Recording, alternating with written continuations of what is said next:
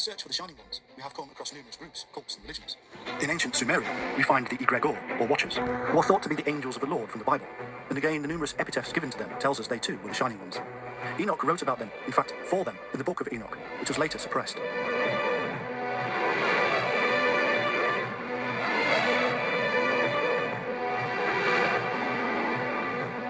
In the Bible and the book of Enoch, these Shining Ones are called angels, archangels, or cherubim. Unless the literature is purely apocryphal, we find that in the Bible, the angel figures are simply earthly men. In the Bible, we do not find angels with wings. There are no original stories of them being supernatural. They are, in fact, quite ordinary. It is always Gabriel, meaning man of God, who informs the people of a coming childbirth. Was he the shaman, the doctor?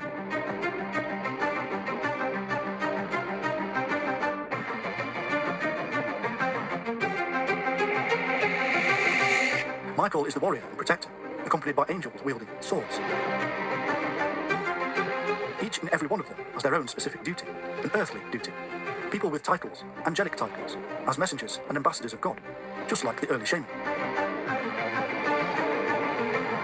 The title cherubim means exiles, and could be an indication of the origins of the angels.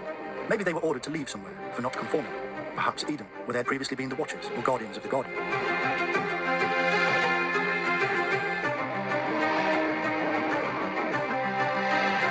In Genesis 4:16, the land of Nod is symbolic also of the people of Israel, as Nod means wandering. It is not much of an extrapolation to assume that the priesthood were also wanderers. Another example of symbolic titles is that of Enoch, which means consecrated.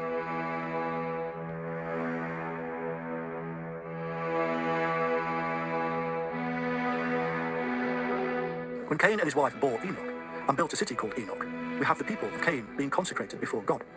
Enoch, the consecrated one, would later write up the history of these fallen wanderers who spread across the globe as the great Shining Ones, teaching, measuring, and building the world's most mysterious ancient monuments.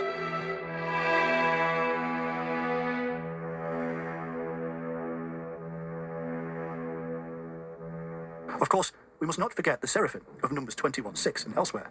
These are not mystical beings. They have hands, a face, legs, but they do have powers from God, because they are in the light, and have the symbolic wings of the early shaman, the bird of flight, the dreamtime trance ability to fly.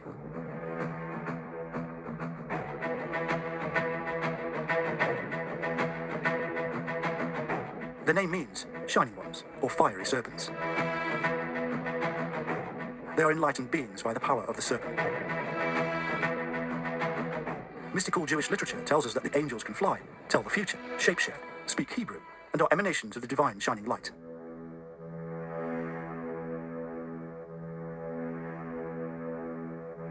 In the Old Testament, God is indistinguishable from the angel or messenger, known as Yahweh. He looks the same and acts as his representative.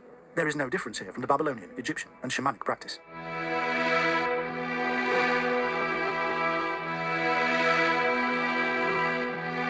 In the New Testament, the angels actually take part in the judgment at the end times. Alternatively, they may be those who had experienced enlightenment and then fell from grace.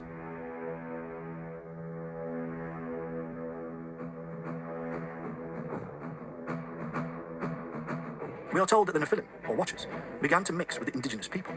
These were the angels who seem to have been the military arm of these Shining Ones, and who were initially employed to guard the Garden of Eden.